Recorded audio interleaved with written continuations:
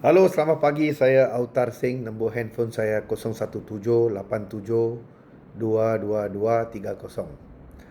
Sejak beberapa hari ini saya tengok apa yang berlaku dekat Negeri Sembilan, apa yang berlaku selepas PRU 15 hari itu, apa yang berlaku dekat Sabah, PRN Negeri Sabah. Saya rasa pelacur dia lebih bermaruah lah. Dia orang ni lebih bermaruah daripada ahli-ahli politik, daripada inilah parti-parti inilah. Sebelum election dia maki hamun antara satu sama lain, buka dia punya seluar, buka dia punya baju. Dia pencuri, dia perasua, dia kaki perempuan, dia orang perogol, dia perompak. Ini itu semua dia orang cerita. Macam-macam each other tau, semua kutub. Inilah itu racist lah, dia orang main senti perkauman, dia orang racist lah, anti Melayu lah, anti Cina lah, anti India lah. Inilah tak ada hormat institusi diraja lah. Ini semua dia orang main.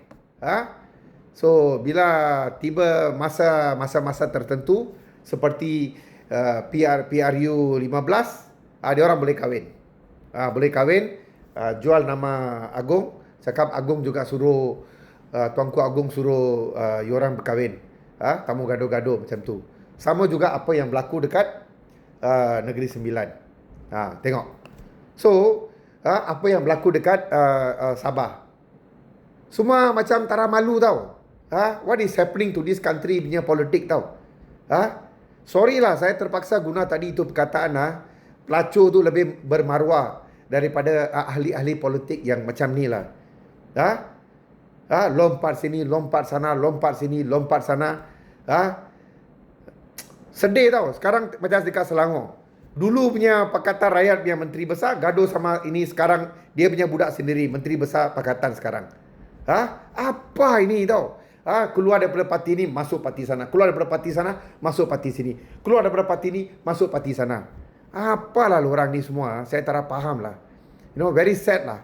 Saya minta rakyat Malaysia, sudah tiba masa lah, undi aja calon bebas lah. Calon bebas. Ini saya punya parti tau. Saya that's why saya keluar tau. Saya sedih tau dengan dia orang punya leadership. Kepimpinan sekarang ni tak boleh pakai. Dia bukan mau dia punya parti menang. Saya tak tahu apa dia punya pemikiran lah. And semua bodoh punya UMNO, ketua-ketua bahagian, ketua-ketua cawangan, ketua-ketua bahagian MIC, MCA, semua masih percaya sama ini tak boleh pakai punya orang. Sudah diderhaka pun dia orang masih percaya. Macam-macam kenyataan dikeluarkan.